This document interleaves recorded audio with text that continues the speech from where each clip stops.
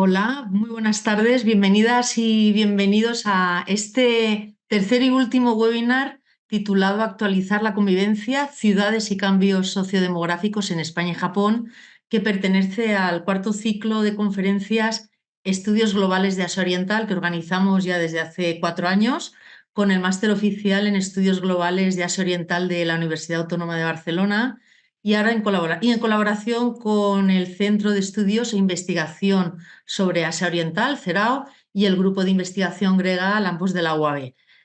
Bueno, desde Casa Asia nos congratulamos de volverlo a hacer.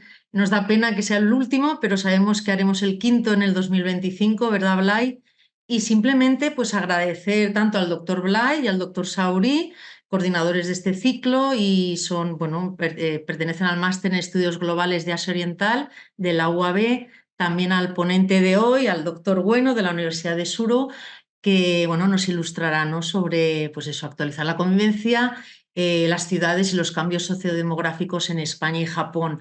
Recordaros que podéis consultar tanto los anteriores ciclos que hemos organizado en el canal de YouTube de Casa Asia, donde encontraréis las conferencias que hemos ido haciendo. Os lo recomiendo especialmente. Y recordaros que en este cuarto ciclo pues, tuvimos el webinar Seúl, Gestión ambiental en una ciudad global, el pasado 30 de abril, y el webinar Relaciones sino-españolas, historia y presente, el pasado 30 de mayo. Yo, sin más dilación, recordaros que, bueno, que esto forma parte de este ciclo que hacemos con este máster y dar las gracias a todas las personas, estudiantes en prácticas que han pasado por Casa Asia de este máster. La verdad es que es un lujo tenerlas con nosotros y simplemente pues eso, dar las gracias. Así que sin más dilación voy a dar la palabra al doctor Guarné, que nos va a introducir un poquito el máster y por supuesto al ponente de hoy, que es un lujo tener aquí. Creo que no me he olvidado nada. Sí, recordaros que al final del webinar habrá un turno de preguntas que podéis formular a través del chat que hemos habilitado. Así que sin más dilación, doctor Guarné, Blay, muchas gracias. Te cedo la palabra, es toda tuya. Gracias. Muchas gracias, Yasmín. Es un placer estar esta tarde otra vez con todos vosotros y vosotras en este cuarto ciclo de estudios globales de Asia Oriental y hablaros de los temas que hoy nos va a presentar nuestro ponente, el doctor Takahiko Ueno. Antes, permitidme que explique, contextualice este ciclo de conferencias, de webinars en el marco de lo que es el máster en estudios globales de Asia Oriental que ofrecemos desde la Universidad Autónoma de Barcelona. De hecho, el máster en estudios globales de Asia Oriental, creo que estáis viendo ahora en pantalla nuestra página web, es un máster de un año, de 60 créditos, en el que trabajamos de un modo intensivo Asia Oriental, esto es Japón, China, Corea, fundamentalmente. Sabéis que Asia Oriental es una de las zonas más dinámicas del planeta, tanto por el volumen económico como por las corrientes financieras, económicas, su volumen productivo. No solo eso, sino también por todo lo que tiene que ver con su impacto global en cuanto a la cultura, en cuanto a las influencias culturales, en cuanto a los desplazamientos humanos y, por supuesto, también su integración en lo que significa las cuestiones medioambientales. Asia Oriental, por tanto, es una zona muy dinámica en el planeta, es seguramente un polo de influencia global y en la Universidad Autónoma de Barcelona conocemos bien estas dinámicas porque llevamos más de 30 años trabajando sobre Asia Oriental. Empezamos en la década de los 80, cuando empezamos a impartir las primeras clases, los primeros estudios sobre lengua china y lengua japonesa, a las que pronto unimos también la enseñanza de la lengua coreana. Fue en la década de los 2000, primero de los años 90 y a principios de los 2000, cuando empezamos con las primeras actividades científicas, los grupos de investigación, los proyectos competitivos y cuando de hecho consolidamos la investigación sobre Asia Oriental. A partir de entonces, todo ello cristalizó en la segunda década, de hecho, en la segunda mitad de la década de los 2000, con el grado en Estudios de Asia Oriental, que es un grado de 4 años en el que lo que hacemos es formar de un modo intensivo en el conocimiento de Asia Oriental, antes os lo comentaba, China, Japón, Corea también, y ofrecer este conocimiento intensivo sobre la cultura, la lengua, la política, la filosofía, todo aquello que tiene que ver con Asia Oriental. Tras más de 10 años impartiendo este grado, nos hemos dado cuenta de la necesidad de crear este máster en estudios globales de Asia Oriental, un máster que aúna el enfoque tradicional de los estudios de área, este conocimiento intensivo, como os decía, de una determinada zona del planeta, en nuestro caso Asia Oriental, China, Japón, Corea, con el paradigma emergente, pero de hecho de gran potencia, como es el paradigma de los estudios globales. Aunamos estos dos enfoques en este máster que tenéis en pantalla de estudios globales de Asia Oriental. ¿Por qué? Porque para conocer Asia Oriental hoy en día es necesario conocer también su impacto y su presencia en el mundo. El mundo ya no es exactamente el mismo que hace 20 años, cuando empezamos a definir nuestro grado en estudios de Asia Oriental. Es un mundo global en el que lo que nos interesa precisamente es conocer el impacto de una Asia desbordada, de una Asia Oriental que está presente en todo el mundo, tanto desde las inversiones económicas y financieras de China, por ejemplo, en África, como el boom cultural del K-pop o del J-pop o del manga y el anime a nivel internacional, o los programas de desarrollo y cooperación de Corea del Sur con Japón en Latinoamérica.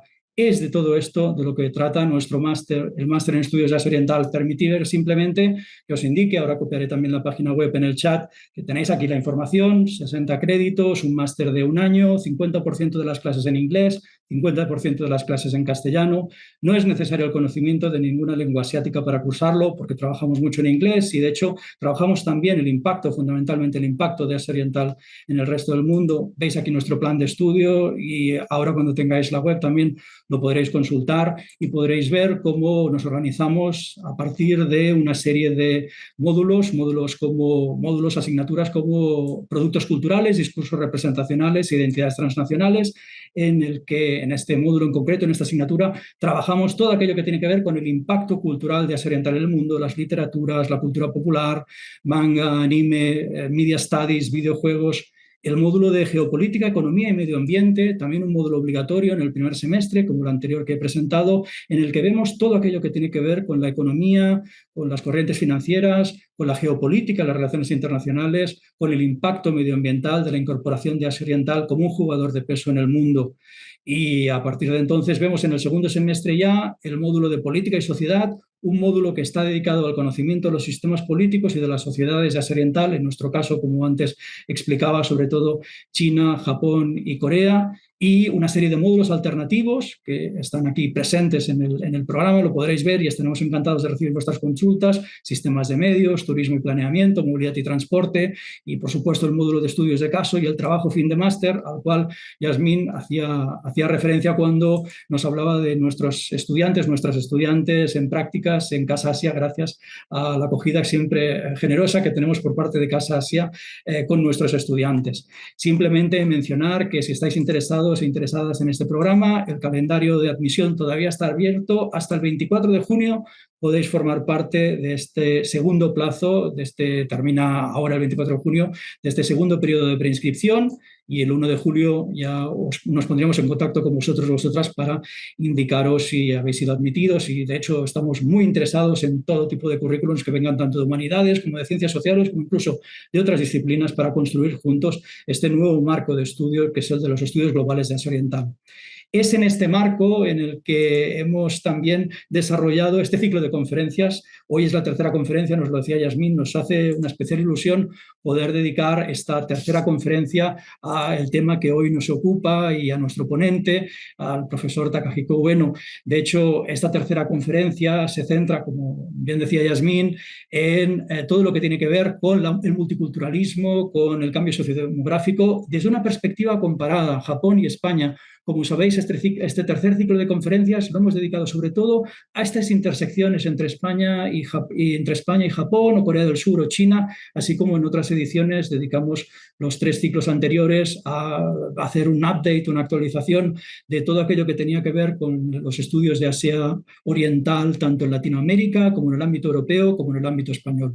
Hoy tenemos la suerte, el honor de contar con la presencia de nuestro ponente. El conferenciante es el profesor Takahiko Ueno. Permitirme que os lo presente brevemente. Es profesor contratado doctor del Departamento de Culturas Comparadas de la Universidad de Tsuru, en Japón. Sus intereses de investigación se centran en la sociología de las migraciones, especialmente en el tema de las políticas urbanas en las ciudades diversificadas, la interculturalidad y la red de ciudades. Ha publicado varios libros y artículos, el más reciente, Ciudades interculturales en Japón, Corea, Europa y Australia. Tengo aquí este libro, que es el de las ciudades interculturales, quizás después también un libro coescrito por el profesor Bueno, quizás también en el turno de palabras, de debate, podemos hablar un poco de esta obra, que esperemos que pronto se pueda publicar al español. Y ha sido también investigador invitado, tenemos esa suerte, en nuestra universidad, la Universidad Autónoma de Barcelona, en el Centro de Estudios e Investigación sobre Asia Oriental. No quiero extenderme mucho más, como sabéis, porque aquí lo importante es escuchar al profesor Bueno y poder después abrir el debate y entre todos y todas construir este marco de discusión sobre estos temas que nos interesan de un modo principal. Como sabéis, la conferencia, el webinar, se titula Actualizar la convivencia, ciudades y cambios sociodemográficos en España y Japón. Y sin más dilación, estoy muy contento de poder dar la palabra al profesor Takahiko Bueno. Por favor, profesor Bueno, cuando quiera, doctor Bueno, the floor is yours, adelante y estamos deseosos de escucharte. Como sabéis, cualquier comentario, pregunta, lo podéis ir escribiendo ya en el chat y después tanto Yasmín como yo lo recuperamos para el debate. Muchas gracias y nos vemos ahora después de la conferencia del profesor Bueno. Adelante, por favor. Muchísimas gracias y buenas tardes a todas las personas asistentes, bueno, que asisten al webinar. El honor es mío, que sí, como ya ha dicho el profesor Blay, bueno, he sido un investigador invitado en el UAB ya hace 5 años, antes de la crisis de COVID y todo esto. Y también, bueno, la ciudad de Barcelona y otras ciudades españolas son mis, digamos, campos de trabajo, de investigación. Así que compartir, bueno, un poquito de conocimientos que he obtenido desde la investigación en España, tanto en España como en Japón, es, bueno, mi trabajo y es un honor. Bueno, entonces empezamos. Eh, esta noche, bueno, esta noche porque ya son las 25, aquí, no sé, es la 1 de madrugada o la noche, no sé, pero bueno, sí, es así. Y bueno, la presentación se intitula Actualizar la convivencia, ciudades y cambios sociodemográficos en España y Japón. Es un tema un poco amplio y tengo que confesar que no soy un demógrafo, sino soy sociólogo y no aprofundizamos las cuestiones demográficas, estadísticas en detalle porque, bueno, no soy especialista. Y también, bueno, en cuanto a la situación española, obviamente lo sabéis muy bien, ¿no? En japonés, bueno, es como predicar a un sabio, o en japonés se dice que shaka ni seppo, ¿no? Es predicar al Buda. Entonces, si evitamos esta parte y en cambio hablo más sobre las prácticas, sobre todo a nivel local, de las localidades, ciudades, regiones españoles y japoneses. ¿Y por qué? Bueno, primero, en primer lugar, obviamente compartimos algunas tendencias sociodemográficas, como envejecimiento de la población, etcétera. Segundo, es la parte más, digamos, latente y no se habla mucho, pero en realidad algunas ciudades practicantes de las políticas de integración de inmigrantes, llamado así, ¿no? Están, ahora como ahora, sobre todo después del año 2010, están directamente conectados para compartir los conocimientos y las prácticas. Y esta parte está, bueno, poco conocido tanto en España como en Japón. Así que por eso sí, hemos publicado el libro que se llama Interculture Cities, ya sí, ya he tenido honor de estar presentado por el profesor Lai y creo que sí está ya en su escritorio. Es un placer. Y bueno, yo como trabajo hago otras, bueno, traducciones y también escribo algunos artículos y también para algunos documentos pragmáticos, digamos, ¿no? Y así que sí, hoy hablamos un poco del tema en general y luego aprofundizamos a lo más interesante, al menos creo. Y así que sí, se habla de, bueno, este webinar se habla de las cosas muy específicas sobre las llamadas políticas de integración de inmigrantes. Sin embargo, esto también aborda digamos, un poco de cambio a la imagen estereotipo de Japón, que es un país cerrado, ¿no? Y yo tengo un suerte de poder trabajar en la universidad pública más vecina al monte Fuji, que es el monte más alto del Japón, y muchas personas dicen que es el más bello también, pero también es más turístico. Y esto recientemente representa una noticia que simboliza estereotípicamente también esta imagen del Japón como un país un poco aislado, un poco cerrado. Y no sé si habéis visto, quizás algunas personas ya se han hablado de la noticia de Convenience Store, una tienda que está, bueno, al lado del Monte Fuji, que a causa del sobreturismo se han ocultado, ¿sabes? Es la parte, digamos, delantera de la tienda para, bueno, bloquear a los turistas que hacen los selfies. Y estas noticias giran el mundo muy rápidamente. Lo he leído tanto en español como en francés, en inglés. Y esta parte, bueno, es un episodio obviamente particular, pero estas cosas de la imagen, estereotipo de Japón como un país cerrado a los extranjeros, a los visitantes, depende. Pero bueno, eh, digamos que esto representa un parte de la verdad, pero no de todo. Así que, y también focalizando a bueno, este tipo de episodio también oculta la dinámica cambiante bueno, muy rápidamente, ¿no? La dinámica que cambia muy rápidamente sociodemográficamente en este país. Así que, bueno, empezamos desde el principio, ¿no? Digamos, precontexto, que obviamente muchas personas, bueno, inclusive yo, que pensamos que si no se puede hablar de la diversidad social en España y Japón en una mirada comparativa, porque es muy diferente. España se ve que, bueno, ya desde los contextos, bueno, los contextos locales de las comunidades autónomas y también la dinámica de inmigración, sobre todo recientes de estos 20 años, se ve y se sabe que España es un país muy diversa y en cambio en cuanto al Japón se piensa que no es tanto bueno, sociodemográficamente o culturalmente diversa como en España. Entonces, normalmente se piensa que España y Japón como la noche y el día. Y es verdad, pero no es de todo. Bueno,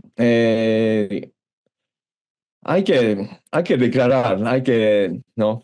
Hay que aclarar que Japón, ahora como ahora, es un país donde el gobierno es cada vez más proactivo en la aceptación de extranjeros, sobre todo desde las finales de la década de 2010.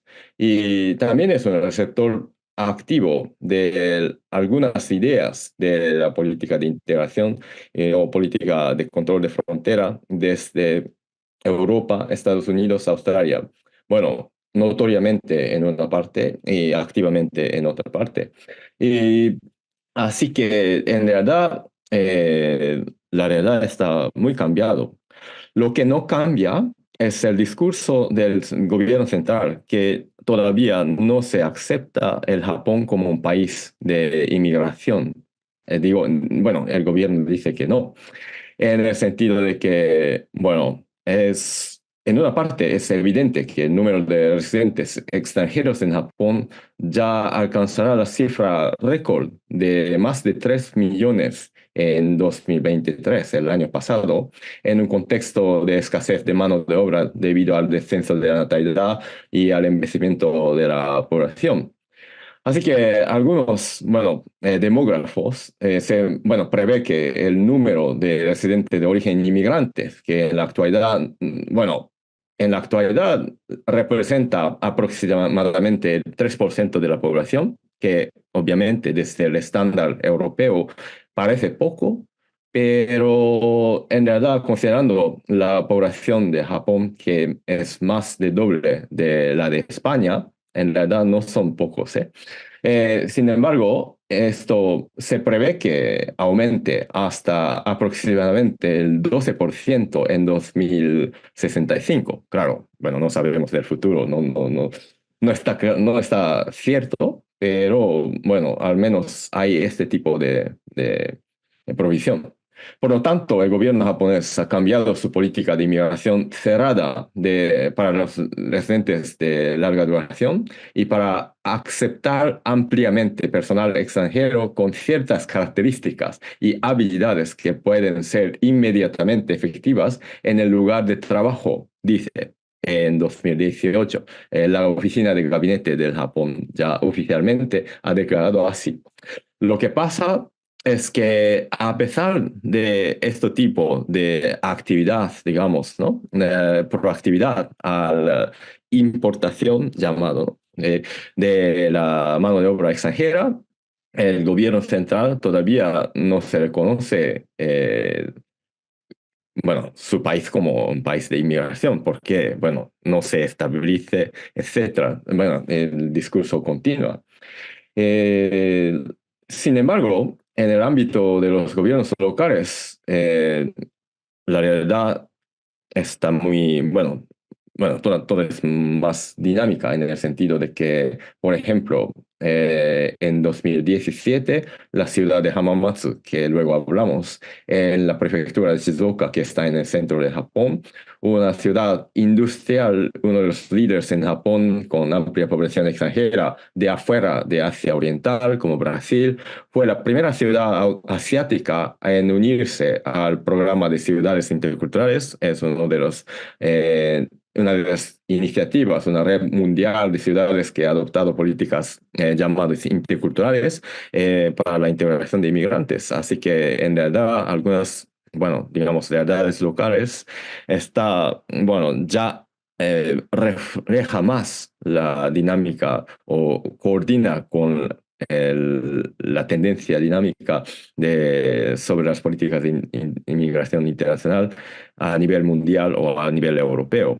Así que quizás podemos empezar a cambiar o ya quizás deberíamos cambiar desde hace 20, 30 años, pero todavía esta preconcepción existe. Así que, bueno, partimos desde la imagen, estereotipo del Japón como un país cerrado y cómo es un mito, digo, sobre el país.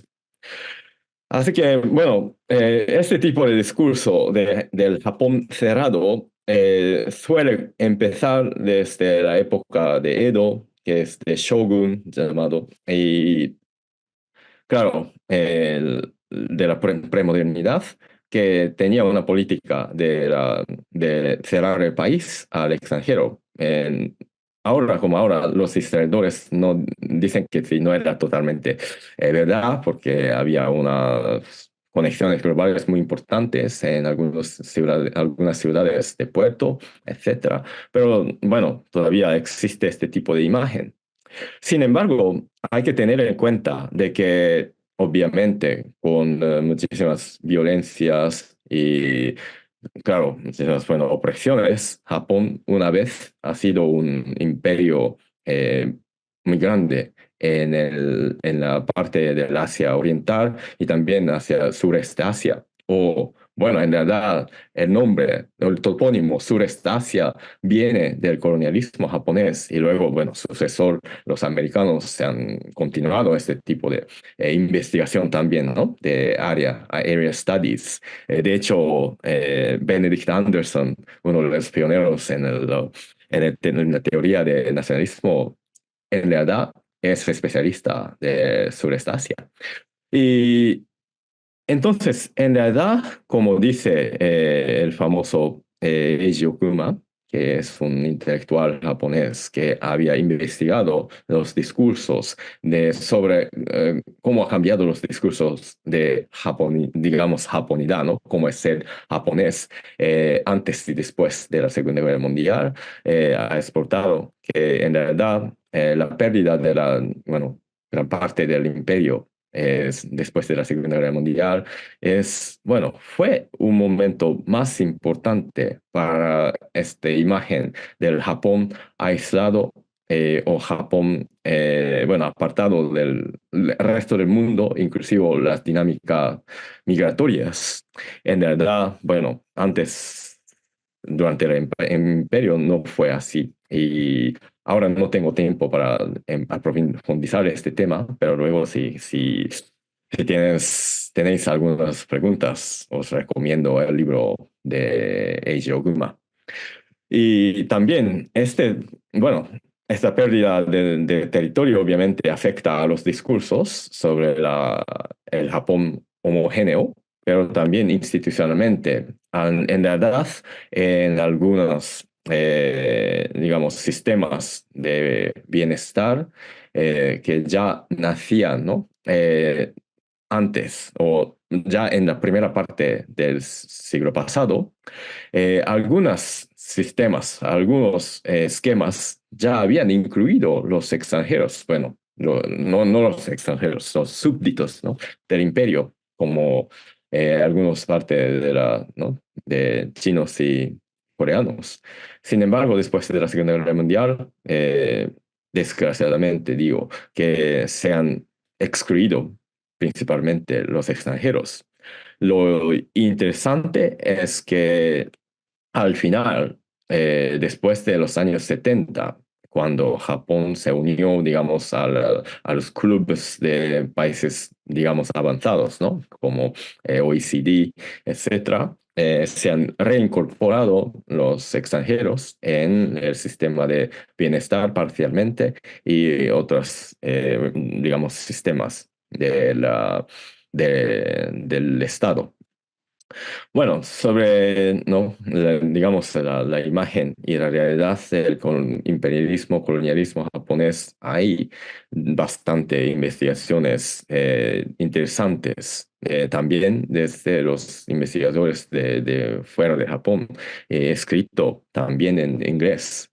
O bueno, quizás hay en español, pero bueno, principalmente en inglés. Así que, bueno, si los queréis profundizar, no sé, sería, sería fantástico si se incorporas al máster de Asia Oriental, bueno, algo un poco de publicidad, ¿no?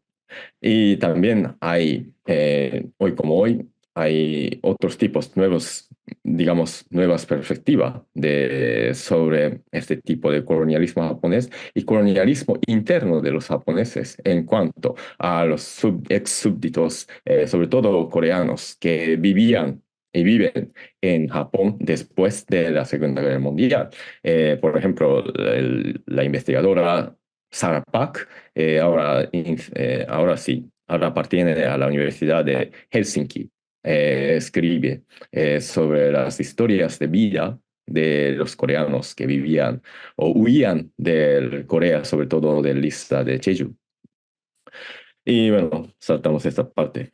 Así que en realidad en Japón, la imagen del Japón homogénea, digamos, en parte es una construcción, sobre todo en la segunda parte del siglo XX. Y esto tampoco se conecta con el actual régimen de inmigración japonesa, que prácticamente está condicionado después del 1990, cuando se cambió la ley de inmigración por el Ministerio de Justicia. Así que, bueno, hay que tener en cuenta esta dinámica de la diferenciación de los extranjeros que viven en Japón. Primero, obviamente, hay, digamos, el legado de los residentes que viven, casi siempre han vivido, ¿no? Después de la Segunda Guerra Mundial, ex súbditos, sobre todo desde la Corea y Taiwán. Y después de los años 90 había una política de descendencia que siempre digo, bueno, hago este tipo de, de anime, ¿no? Que es un mecanismo muy, bueno, digamos, interesante y muy jurídico. Así que después del cambio de ley en 90 en Japón, bueno, hasta la tercera generación, los descendientes japoneses, principalmente desde los países latinoamericanos, sobre todo desde Brasil y Perú, pero también hay gente que vienen desde Argentina, Bolivia y Filipinas, en verdad, también hay población descendente muy importante.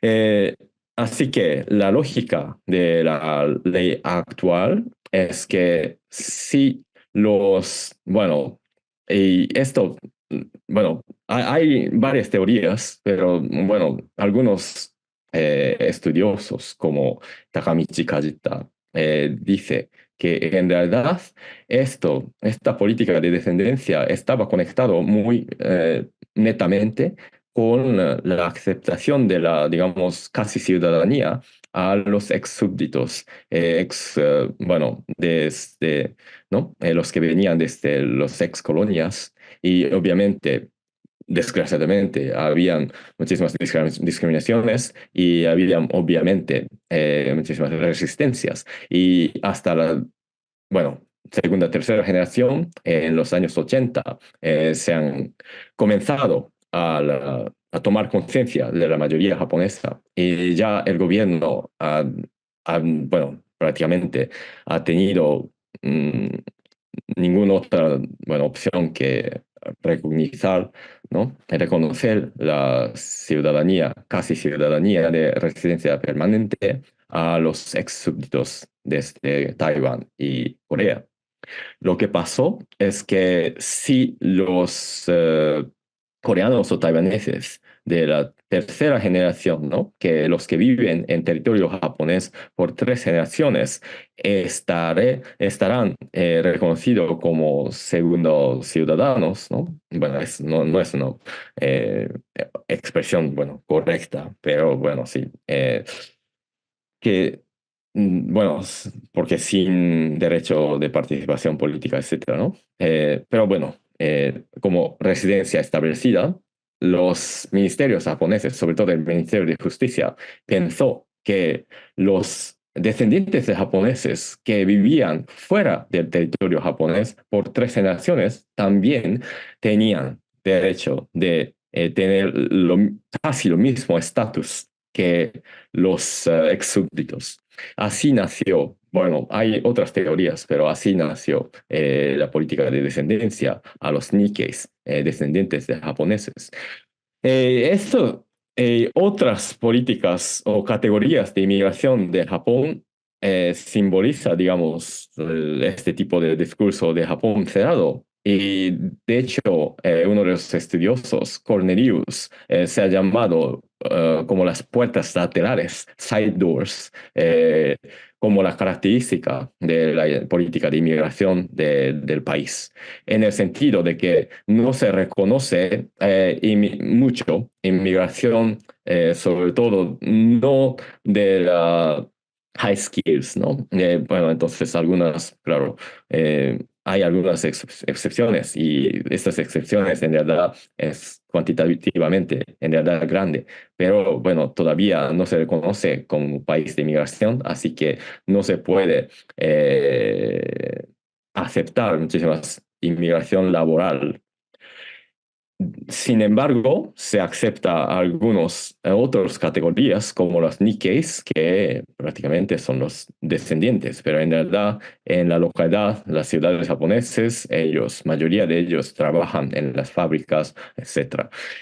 O personas en técnicas, Gino Jishuse, es un sistema, bueno, actual que cambiará su nombre, pero no en sustancia mucho.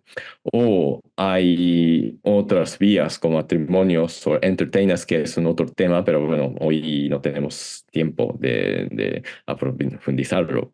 Y Japón, bueno, hasta el mediado de los años 90, en realidad también tenía bastante inmigración irregular, pero luego se han disminuido, sobre todo, bueno, a causa del cambio de la actitud de la policía y el gobierno. Y lo que pasa es que ahora claro que se han incrementado el número de inmigrantes en total, pero también se han diversificado los orígenes bueno, de países de origen y también los estatus de residencia o el estatus de estancia en Japón se han, bueno, multiplicado. Es un fenómeno que sí también existe en otros países como Singapur, pero bueno, esto también se nota en Japón y esto refleja la realidad de la política japonesa. Así que en realidad hay más de 3% de la población que no tienen el pasaporte japonés. Sin embargo, se ve el índice MyPES, por ejemplo, que es, bueno, indicador muy interesante que compara, bueno, numerosos países del mundo en cuanto a las políticas de inmigración.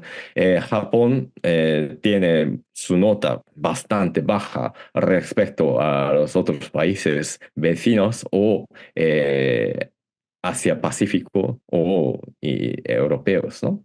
Y Japón, bueno, en 2020, el último MyPEX, Japón, bueno, tiene su nota 47, que es bastante bajo, y su razón principal es que no existe legislación nacional para promover la integración de los inmigrantes. Así que se acepta de facto inmigrantes, pero no hay legislación, así que no hay tampoco, por supuesto, ¿no? Para promover la integración tanto legal como lingüístico, etcétera.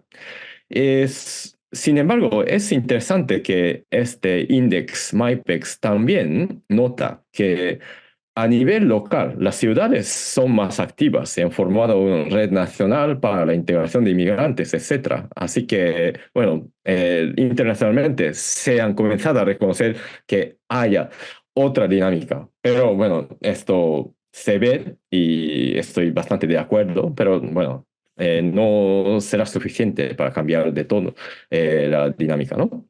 Y bueno, para una referencia, República de Corea tiene una nota, digamos, mediana, que es 56.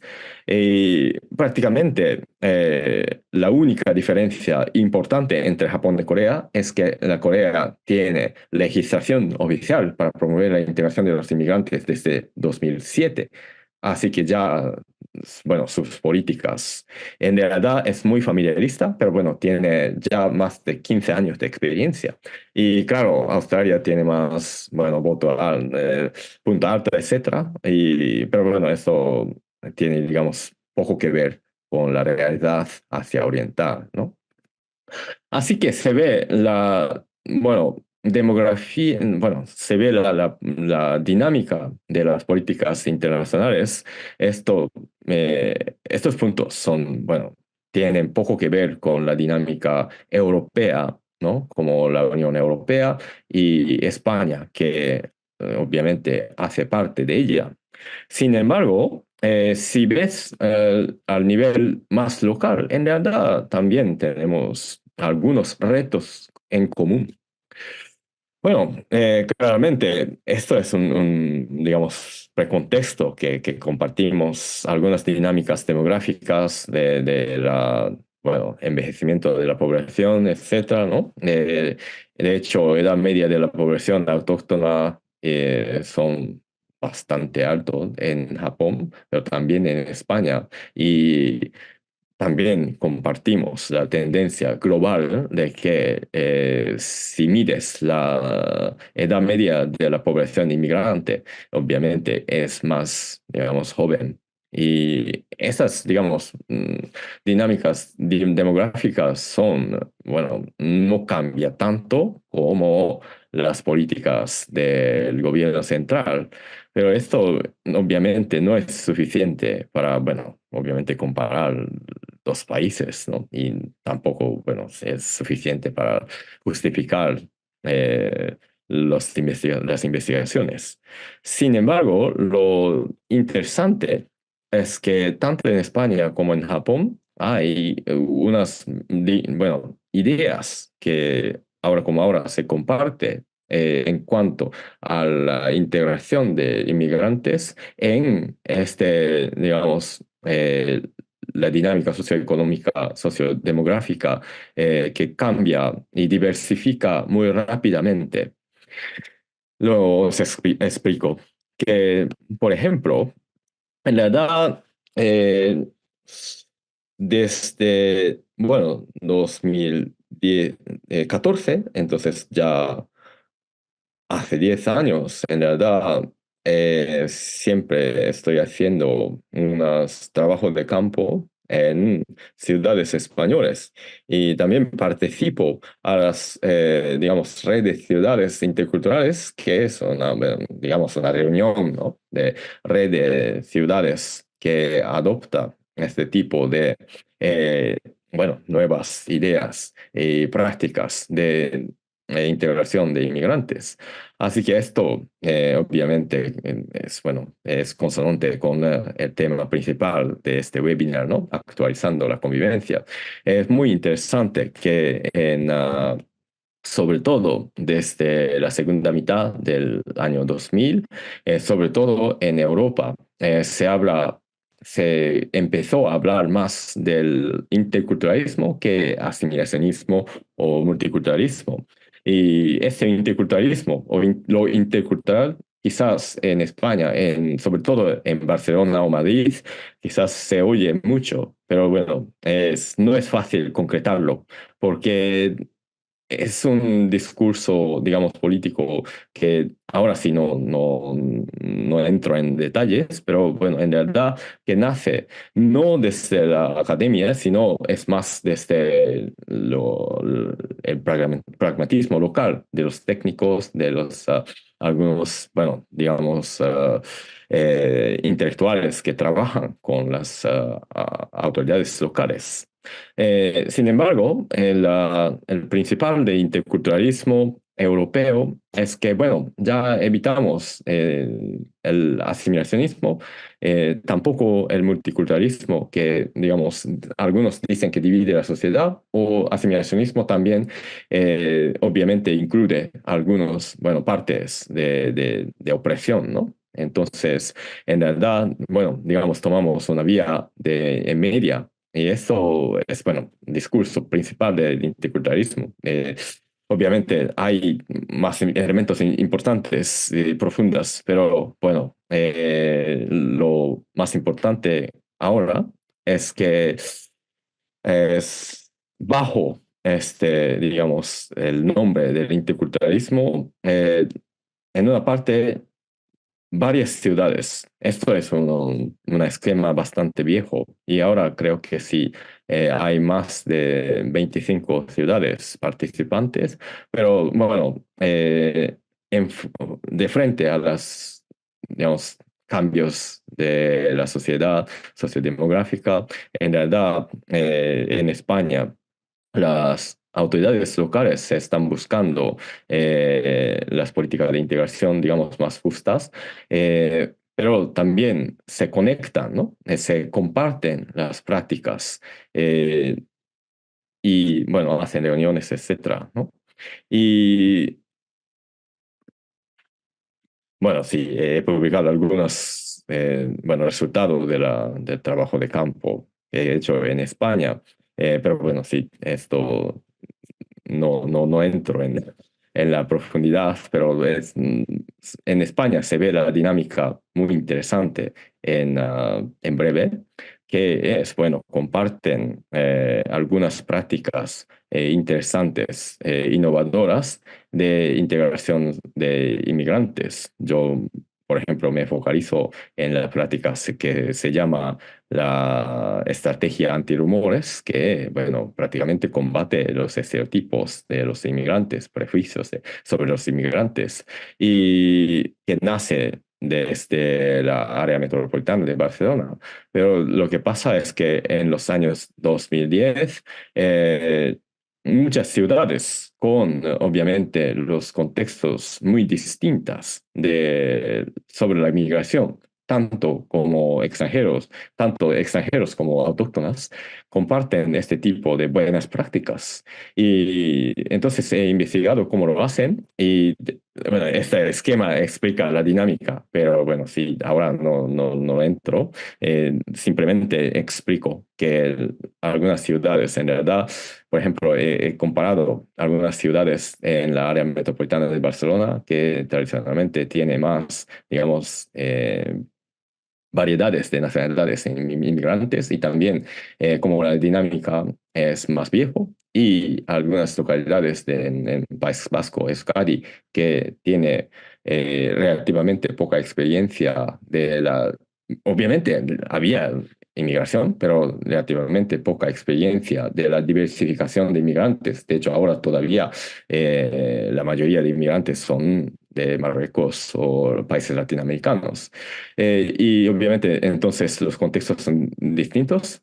Sin embargo, algunas dinámicas de profesionalización, compartimiento de los conocimientos, redes de ciudades, combinando con los distintos realidades, en realidad a veces se puede compartir las prácticas diferenciando la modalidad de hacerlo. Y estas dinámicas es, bueno, que se ve en la Europa unificada hoy como hoy, pero es muy interesante que se veía esta dinámica muy, bueno, fuertemente en España, que es un país, digamos, fue un país creciente de inmigración, sobre todo en los años 2000.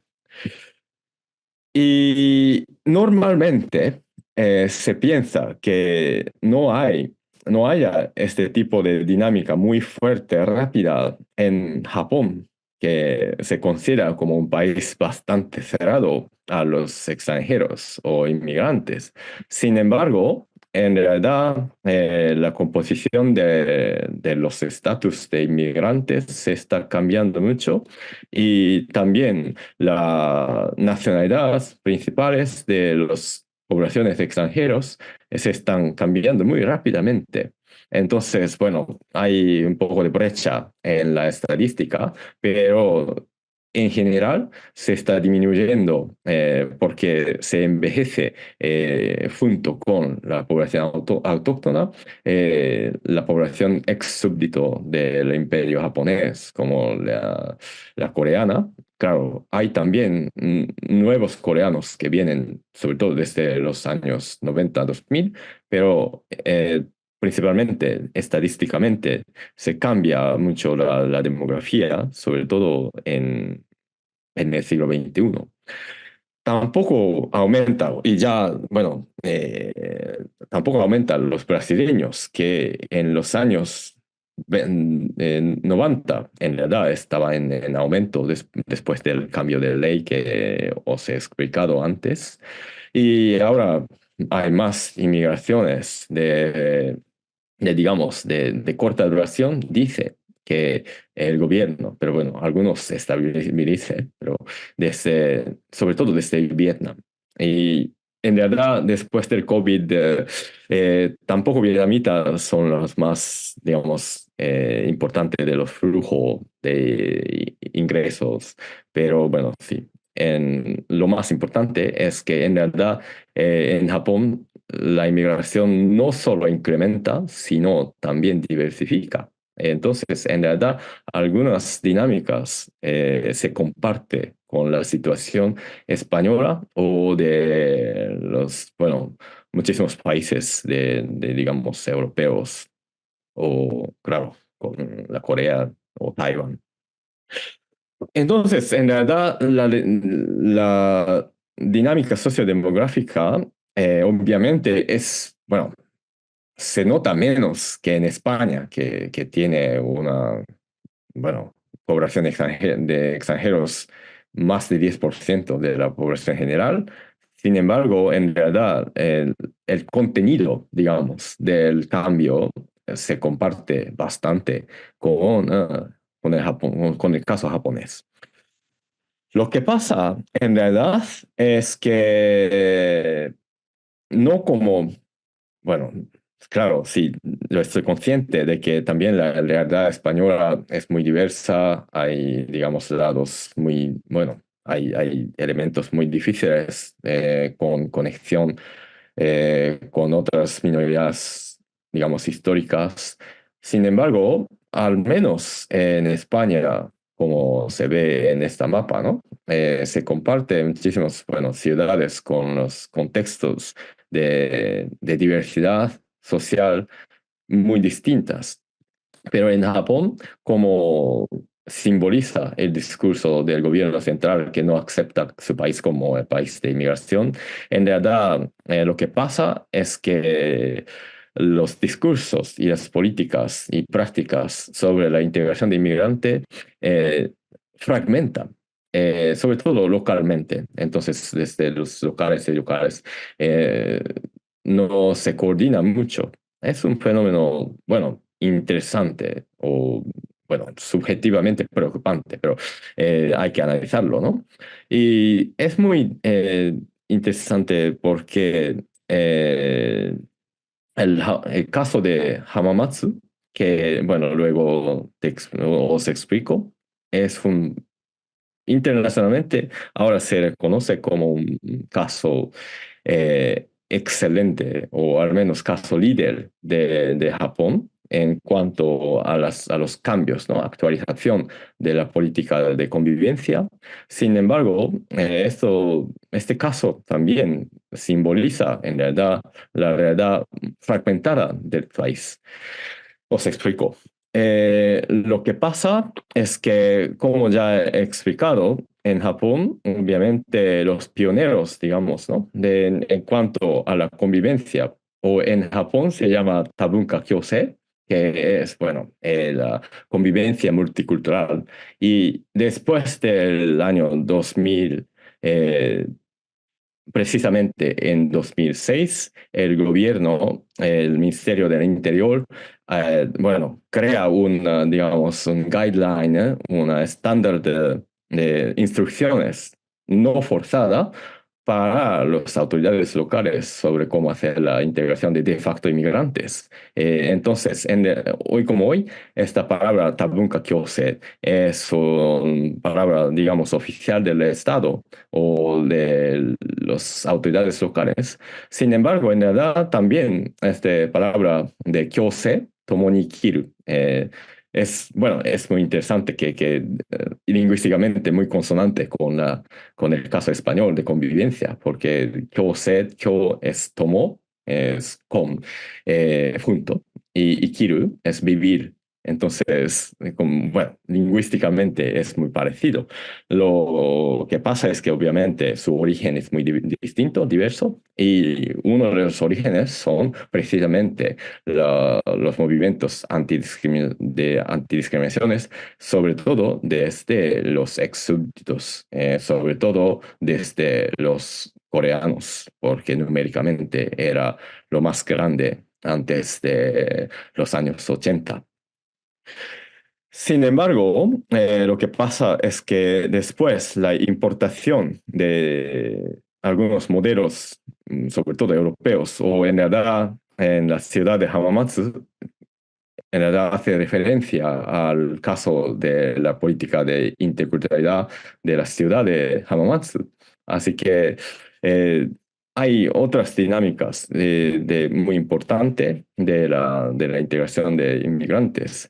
Y esto en realidad comenzó desde los años 2000 y esto concierne con los integrantes, la integración no de los ex súbditos como los coreanos o taiwaneses, chinos, que ya obviamente eran establecidos ya en los años 80. La mayoría de ellos eran, no mayoría, pero bueno, ya habían muchísimos segunda o tercera generación, así que ya el problema no tanto era lo lingüístico, sino era lo más institucional de discriminación a los accesos a bienes públicos, etcétera, ¿no?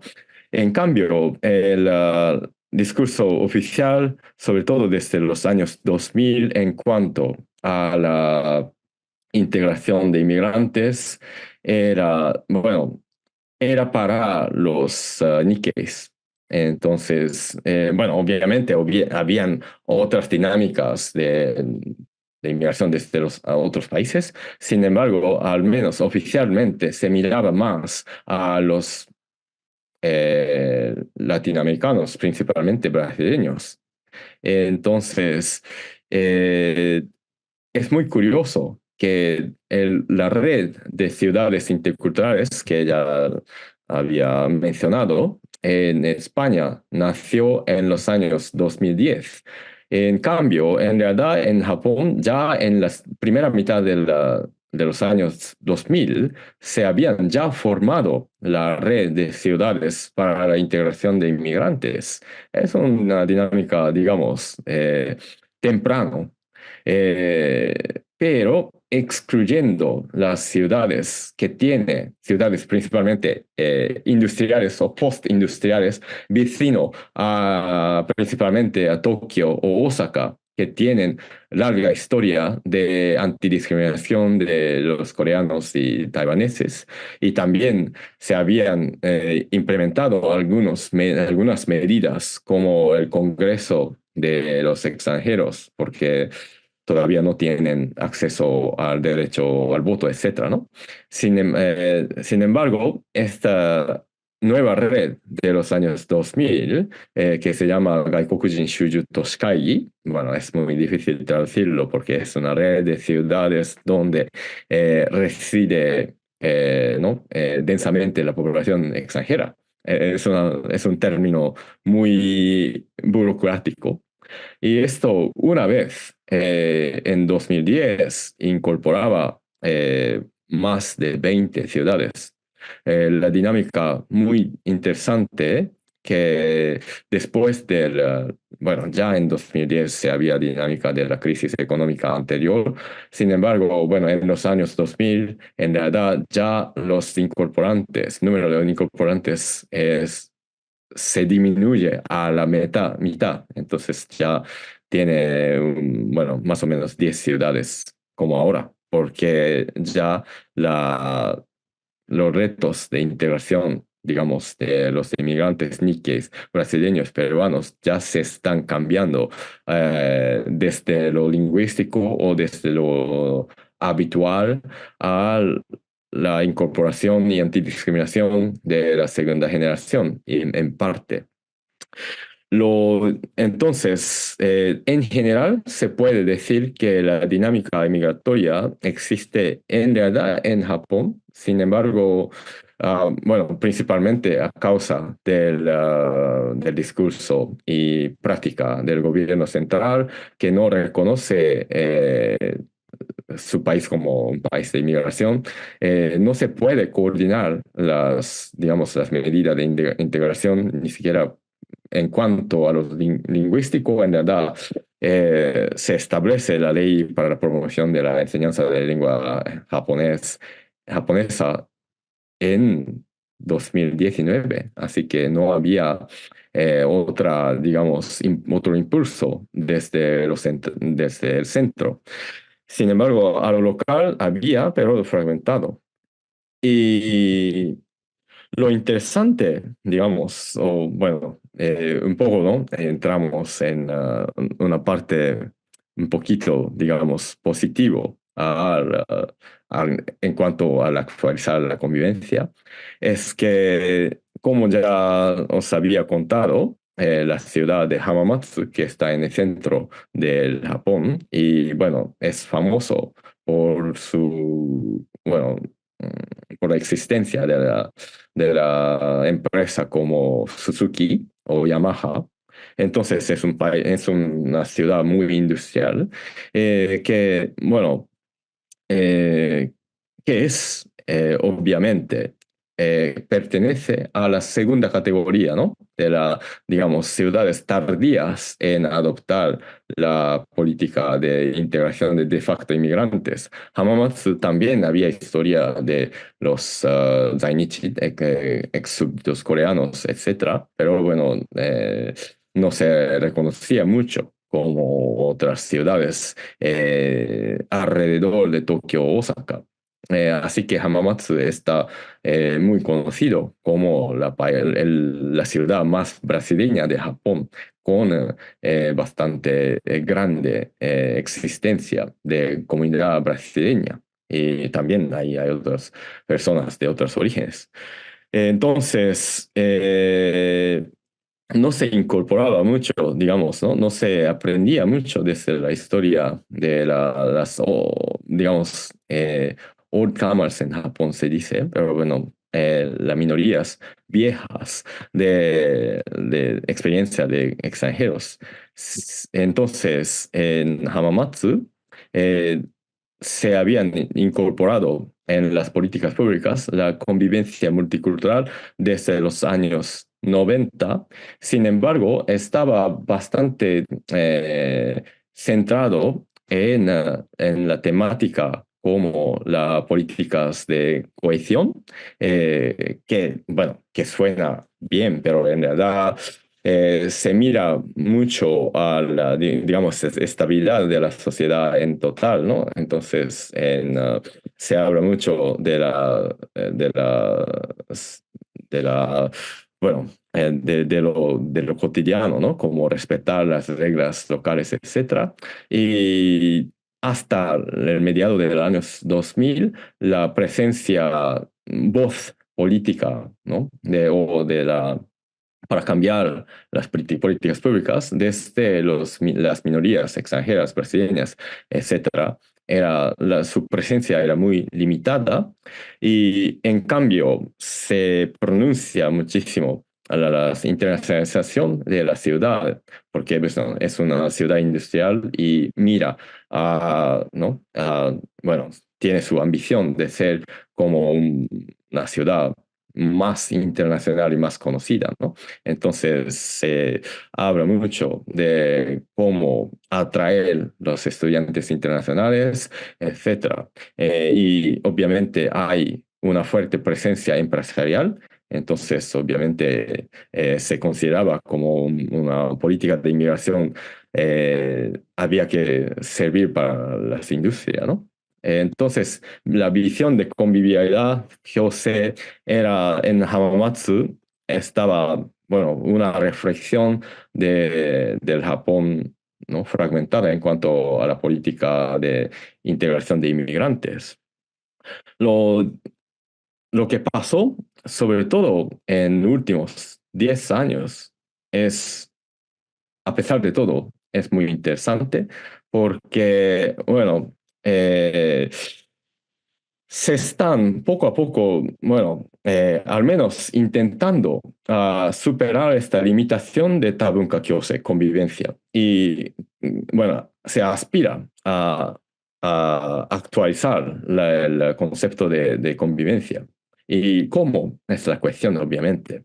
Es muy interesante porque esto, actualización de convivencia, en concreto, por ejemplo, la política de cohesión continua. Sin embargo, por ejemplo, política de cohesión, al inicio miraba a cómo, ¿no? Cómo tirar la basura, etcétera, bastante sobre el control, digamos, de la población extranjera. Ahora, bueno, esta tendencia también continúa. Sin embargo, también mira a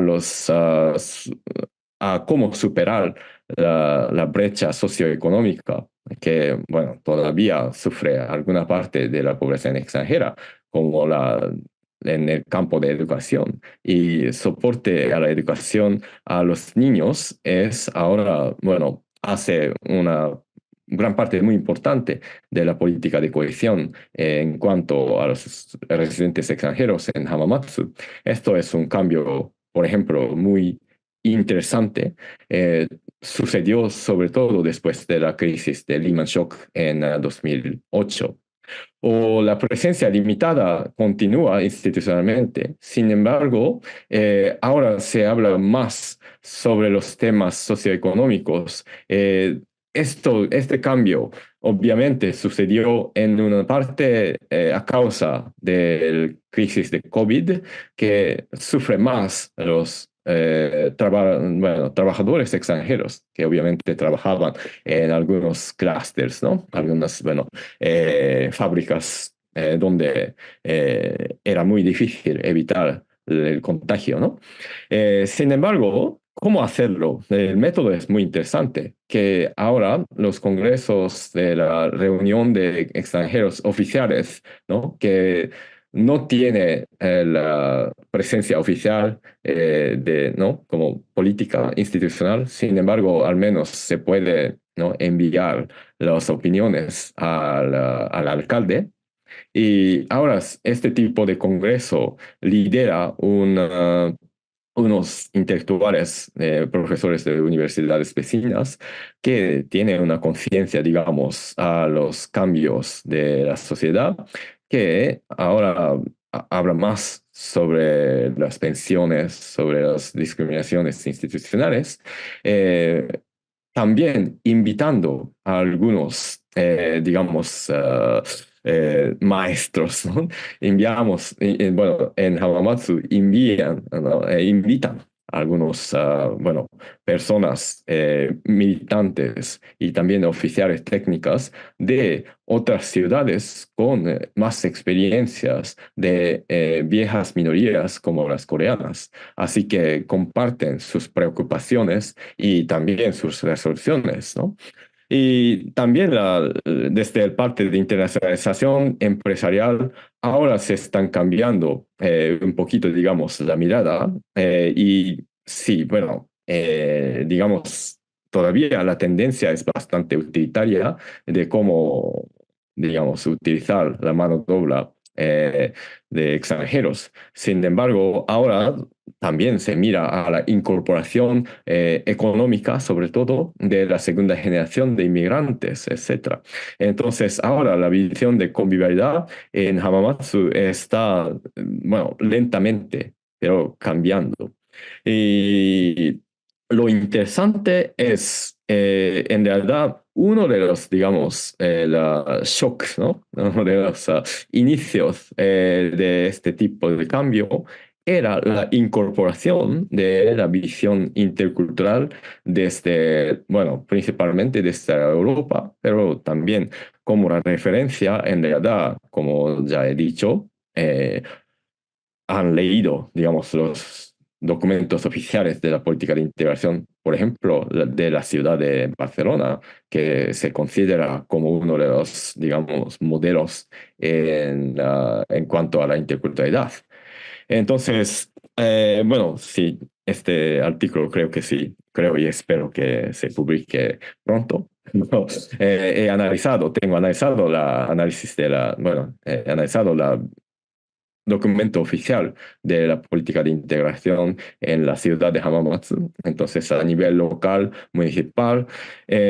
Ahora se incorpora muchísimo, digamos, respecto al antes, la mirada de la participación directa desde las minorías y también la adaptación al cambio sociodemográfico.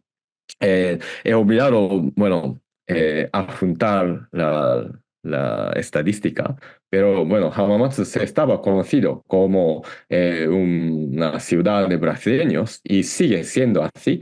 Sin embargo, obviamente se están cambiando la generación en una parte, ¿no? Ahora aumenta más la segunda generación de latinoamericanos que de descendencia japonesa, que nace en la ciudad o en Japón, pero también reflejando la política central del control de frontera también, que ahora también incrementa las otras partes, inmigrantes de otras partes del mundo, como de las Filipinas, de la China, y Indonesia y Vietnam. Así que no se podía continuar este tipo de, digamos, asistencialista de la convivencia hacia la primera generación de los latinoamericanos de descendencia japonesa, que obviamente hablaba portugués o español.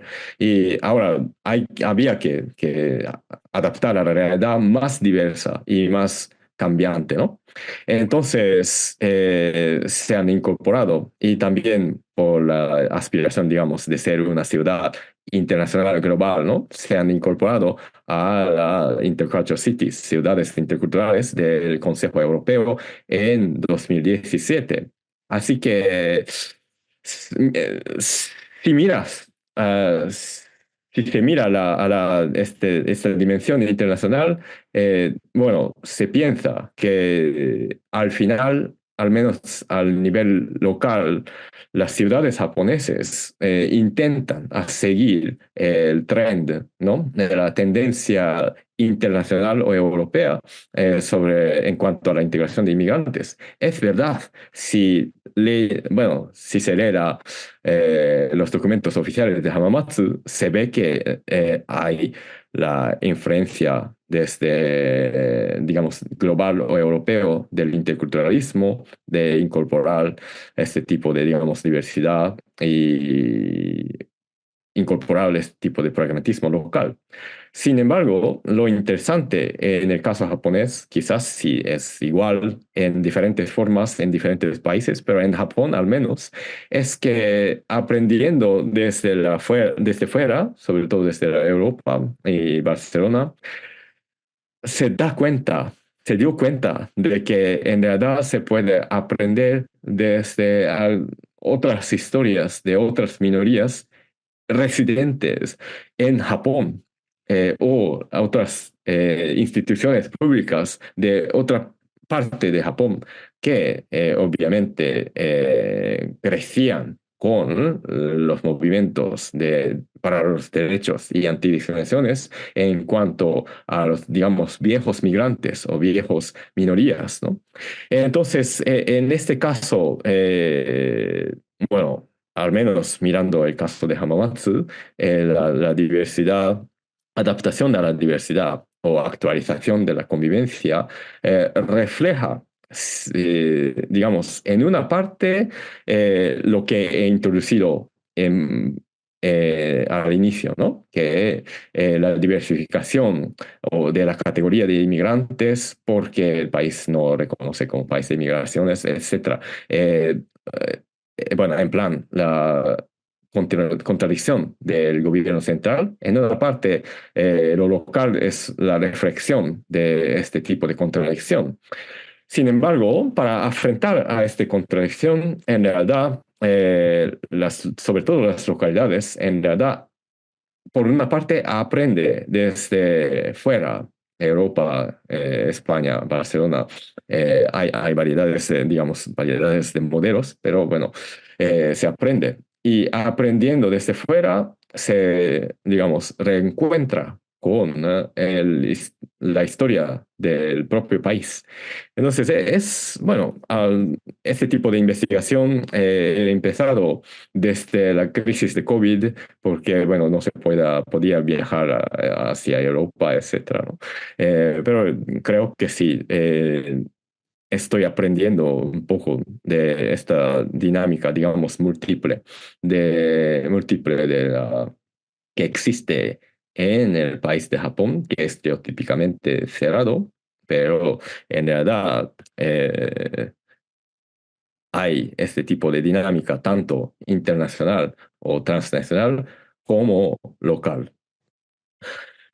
Entonces, sí, desde mi parte, principal es, bueno, descubrimiento es así y reconozco que no he podido explicar de todo y sobre todo introducir este tipo de contexto, digamos, muy local y también global, ¿no? Porque se trata de la inmigración internacional.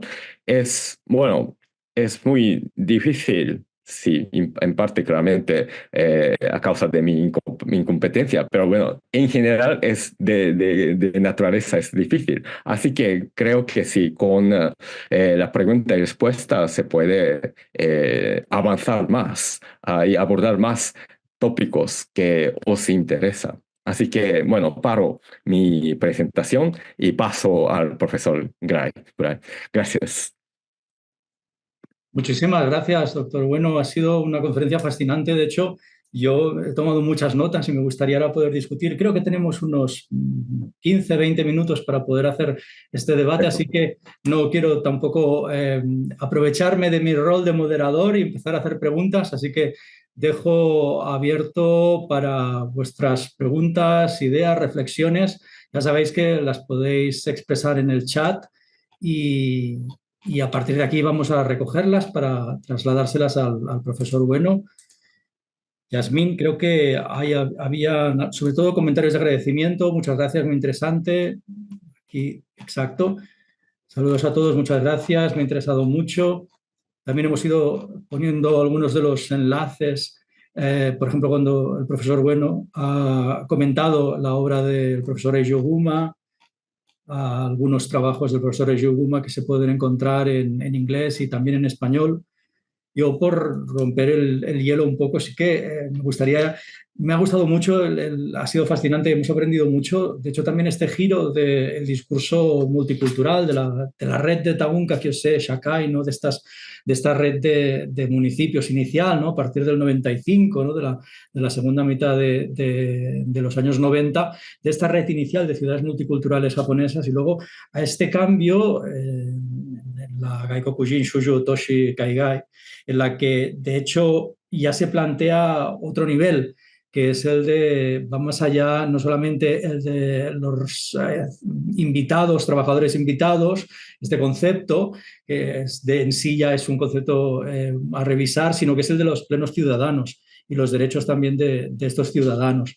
Me ha gustado mucho cómo lo ha contado sobre todo Hamamatsu y este caso que de hecho es especial para poder ver precisamente este cambio.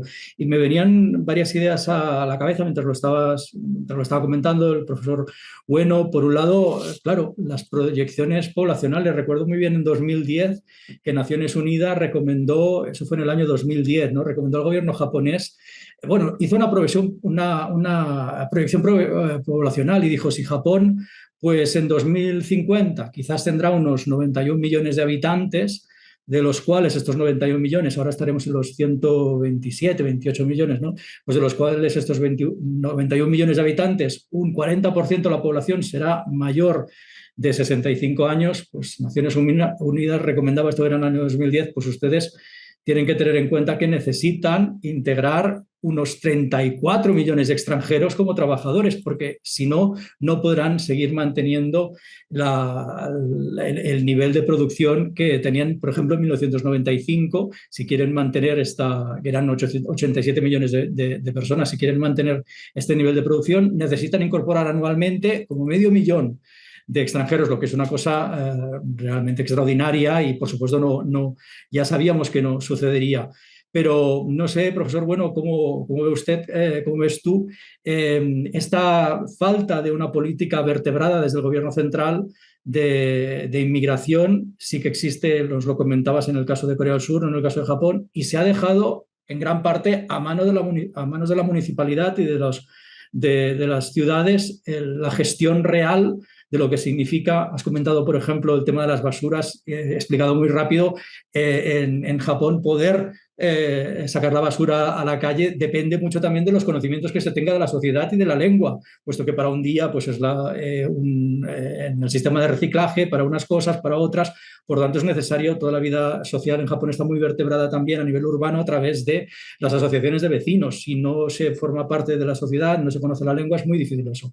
¿Cómo ve usted, ¿no, profesor Bueno, esta falta de una política nacional en cuanto a inmigración y qué respuesta se puede dar a esto en el caso de Japón?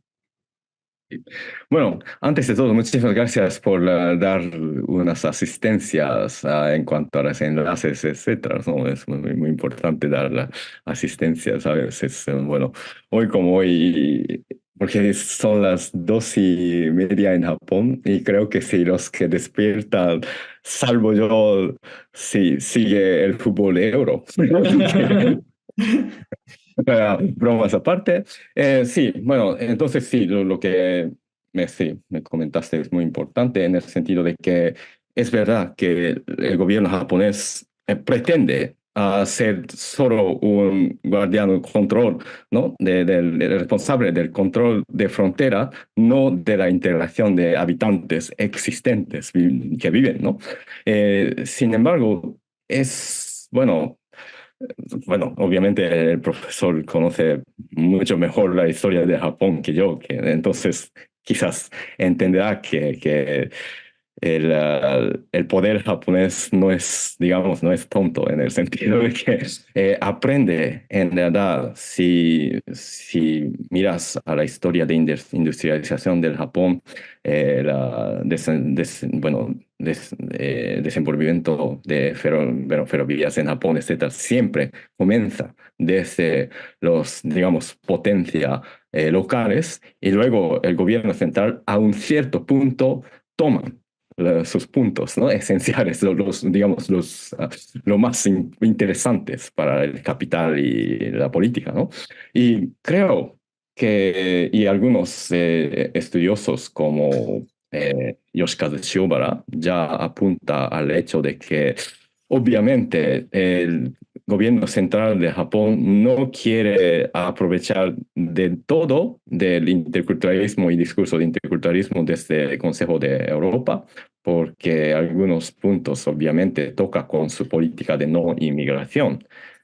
Si sigues a lo europeo, digamos, la interculturalidad, hay que reconocer obviamente los extranjeros, obviamente plenos ciudadanos, y esto, si se habla de Europa, obviamente hay población de movilidad europea, como rumanos y otros ciudadanos, ¿no? Entonces, no se puede hacer excepción a los vietnamitas, que ellos no son residentes porque vuelven en 5 años, no.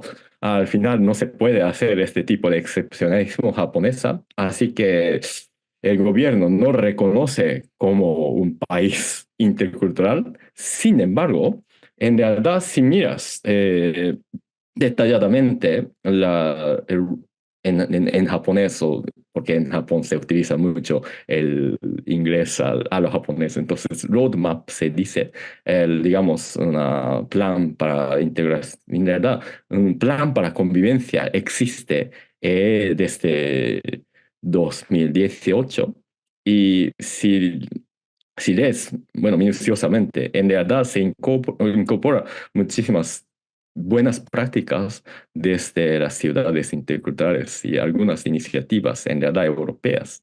Entonces, el gobierno japonés claramente está consciente de que hay que tomar, digamos, una vía en media entre asimilacionismo y multiculturalismo.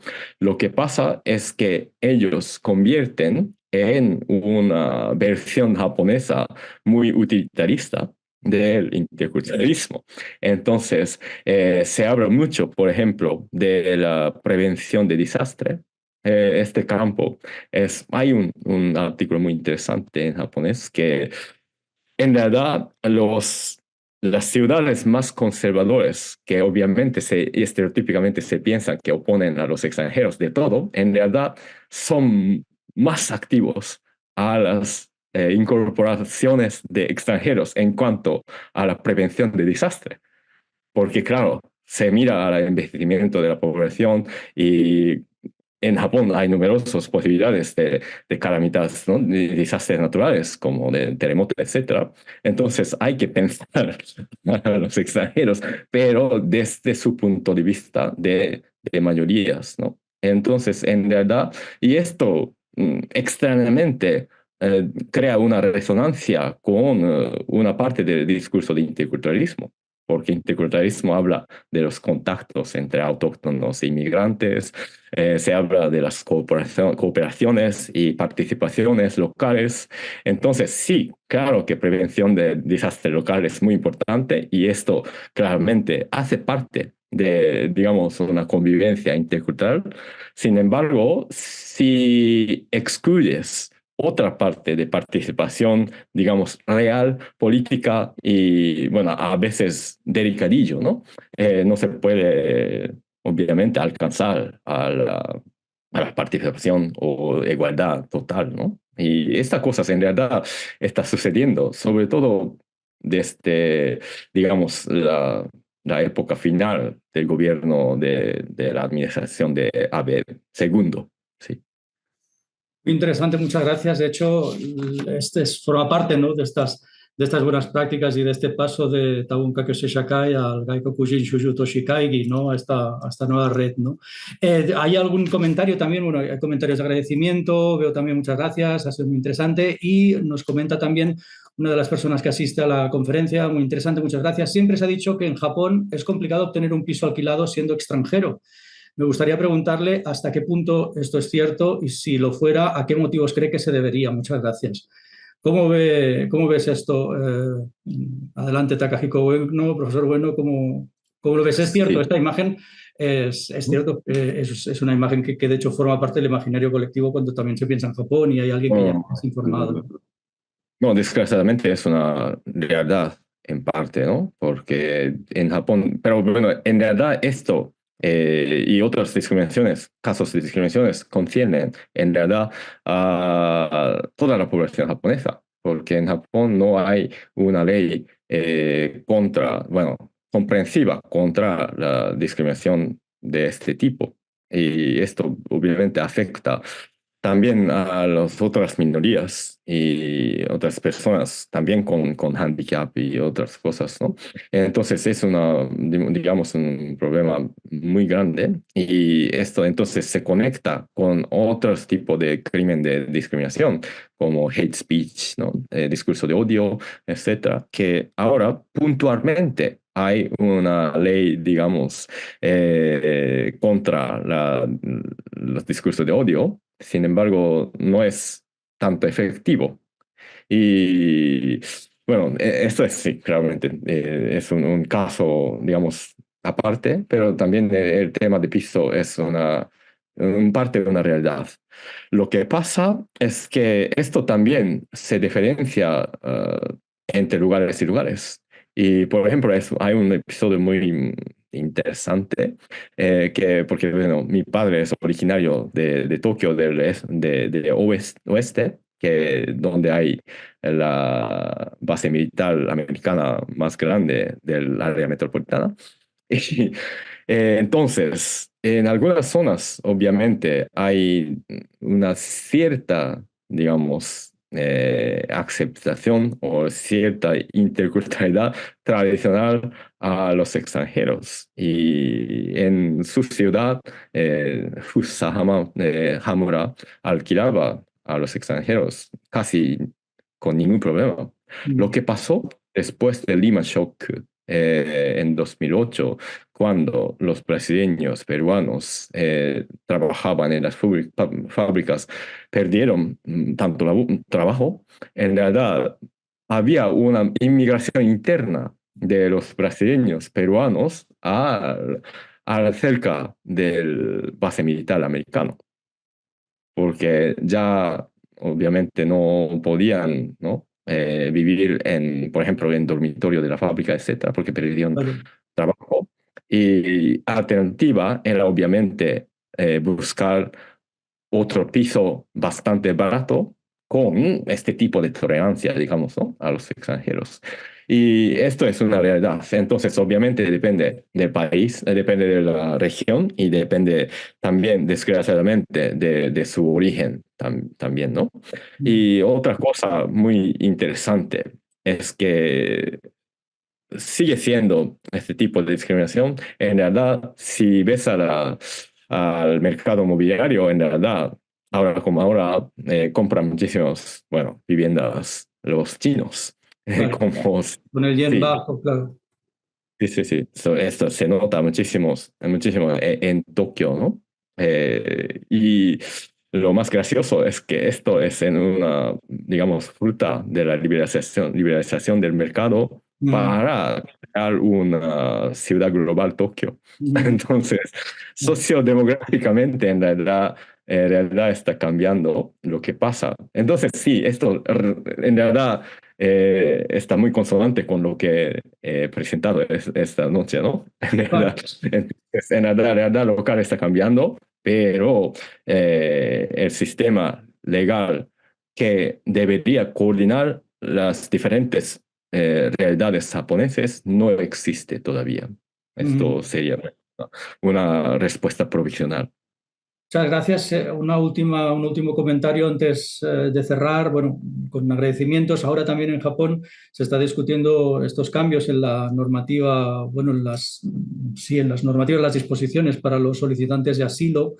Y de hecho es un debate ahora que está en curso, ¿no? También, bueno, cómo se está endureciendo o no. Y bueno, no sé si nos podrías decir algo también de esto, ya que eres especialista en migraciones, y aunque se aparta un poco del tema, había muchos más temas a comentar. También hubiese sido genial poder hablar algo de los trainees, ¿no? De todo lo que significa también esta población que de hecho se incorpora por unos años determinados y de hecho no acaba de integrarse tampoco en las ciudades, pero forma parte de un proyecto mucho más complejo. Y bueno, quizás si puedes decirnos una pincelada sobre esto ya en los últimos 2 minutos que tenemos para ir cerrando. Sí, hay que, Por favor, adelante. sí, hay que ser breve, pero bueno, obviamente este cambio de ley muy polémico era muy comprensivo. Entonces, eso es también, bueno, el problema del Japón no inmigración, ¿no? En el sentido de que, claro, no hablando de la inmigración, hay que hablar de todos los elementos de extranjeros,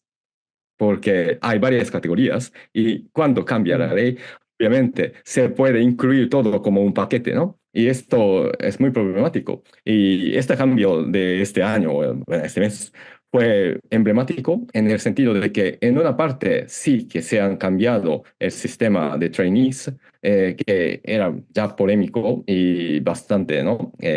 No está favorecido por la población japonesa como opinión pública. Sin embargo, y esto es muy, bueno, tiene varios lados en el sentido de que es verdad que, por ejemplo, los trainees podrá, cumpliendo algunos requisitos, podrá cambiar su trabajo y esto quizás les ayudará a escapar de las violencias de derechos humanos, etc.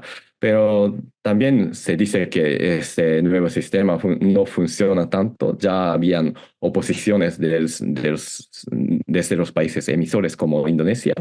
Lo que pasó es que para pasar esta ley, sobre todo en un comité secreto del Partido Liberal Democrático, partido dominante en Japón, los burócratas en verdad incluyen algunos, digamos, barters, se dice en inglés, ¿no? El cambio, digamos, de talismán para aprobar la ley. Y uno de ellos era facilitar la eliminación del permiso de residencia permanente. Entonces, esto obviamente crea una cierta amenaza, no solo a los coreanos o chinos que han vivido por 4 generaciones en Japón, sino también para los brasileños peruanos que ya habían vivido en Japón por 30, 40 años, que ahora están envejeciendo con los japoneses, ¿no? Entonces, esto no tiene nada que ver con el actual cambio. Sin embargo, como un negocio político se han incorporado este tipo de elemento, digo que es muy discriminatorio y xenófobo, ¿no? Entonces, este tipo de cambio hay que seguir y hay que mirar comprensivamente, si no, no se entenderá la dinámica japonesa. Y esto obviamente vale también a mí, ¿no? Entonces, este tipo de seminario ¿no? que me requiere a explicar de todo en lenguas extranjeras, en verdad me ayuda mucho también a comprender mejor la dinámica de mi país. Entonces, muchísimas gracias. Muchísimas gracias. De hecho, terminamos con este pensamiento antropológico que es la necesidad de poder contrastar, ¿no? Las propias investigaciones y las propias investigaciones en una comparación, que era, muchísimas gracias, porque era el objetivo de este ciclo que hemos organizado, de este cuarto ciclo de conferencias de estudios globales de Asia Oriental. Muchísimas gracias al profesor Takahiko Ueno de la Universidad Tsuru de Japón por estar a estas horas de la madrugada en Japón, a las 2 y pico, 3 de la madrugada, levantado, discutiendo con nosotros, debatiendo con nosotros de estos temas. Muchísimas gracias. También siguen los agradecimientos entre los asistentes y las asistentes. Muchísimas gracias a todos y todas. De hecho, terminamos aquí también este ciclo, Yasmín Paricio, terminamos este ciclo de conferencias, del cuarto ciclo de conferencias de Estudios Globales de Asia Oriental. Ya van 4 años organizando estas conferencias gracias a vosotros, Casa Asia. Nos sentimos como en nuestra casa, sentimos Casa Asia como nuestra casa y os lo agradecemos. De hecho, en este ciclo de conferencias este año hemos tenido una primera conferencia que tuvimos sobre Seúl, nos lo comentabas, la gestión ambiental en una ciudad global. Esta primera conferencia que de hecho nos impartió la doctora Hyerin Yon de la Universidad de Gerona. Tuvimos también un webinar sobre relaciones sino-españolas, historia y presente, con la doctora Luo Huiling de la Complutense, de la Universidad Complutense de Madrid. Y ahora cerramos con la magnífica conferencia del profesor Takahiko Ueno de la Universidad Tsuru de Japón sobre la convivencia y las ciudades multiculturales entre España y Japón y cómo actualizar esta convivencia en este contexto de cambios sociodemográficos. Un placer como siempre, muchas gracias a Casa Asia y paso la palabra a Yasmín agradeciendo siempre pues, esta labor que nos ayudáis a hacer de transferencia de conocimientos desde la universidad, desde nuestro máster en Estudios Globales de Asia Oriental, desde la Universidad Autónoma de Barcelona, con vosotros, Casa Asia. Muchas gracias. Muchas gracias, Blay. Me uno en nombre de Casa Asia a los agradecimientos. Muchas gracias, Takahiko Ueno, por esta ponencia. Y nada, lo que decíamos, vamos a trabajar, ¿no, Blay, para el quinto ciclo. Y Claro nada, que sí. volver a recordaros que podéis consultar todos los webinars que hemos ido haciendo a lo largo de estos 4 años, que han pasado, no nos hemos dado cuenta, en el Sí. canal de YouTube de Casa Asia. Así que muchísimas gracias y sobre todo también a los asistentes y a ti, Blay, a David Saurí y a todos los ponentes de este ciclo, en especial al de hoy, al profesor Bueno. Muchas gracias. Gracias por acogernos. Buenas tardes y nos vemos el año que viene en el próximo ciclo. Exacto, gracias. Un Muchas gracias. abrazo. Hasta luego.